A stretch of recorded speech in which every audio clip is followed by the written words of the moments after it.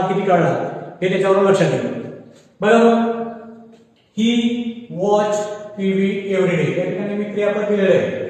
तुम्हाला फक्त CH SH काय असेल ते बघून त्या ठिकाणी ईएस ईएस हे लावायचं. सब्जेक्ट घडता आहे त्याच्यामुळे क्रियापदाला ईएस लागेल.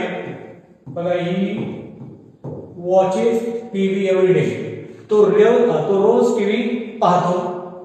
त्यानंतर सब्जेक्ट शी आहे त्यामुळे क्रियापदाला ईएस लागेल. She goes to school at 8 AM. ती रोज 8 वाजता शाळेत जाते. My cat. बघा, या ठिकाणी नाव आलंय, सिंग्युलर नाव आलेलं आहे, प्राण्याचं नाव. मग कॅचेस, कॅचचं काय होईल? कॅचेस.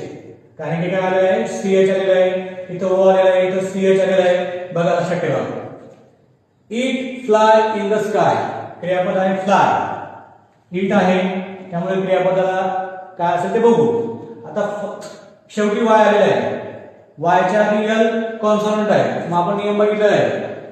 वायच्या आधी जर कॉन्सोनंट असेल तर वायचा आय होतो आणि पुढे ईएस लागतो. बघा, मग फ्लाय वायचा आय केला आणि पुढे ES. It flies in the sky. ते आकाशात उडतं, म्हणजे ते पतंग वगैरे काय असेल ते आकाशामध्ये उडतं. मुलीचं नाव आलेलं आहे शुभ्रा वॉश द क्लोथ्स.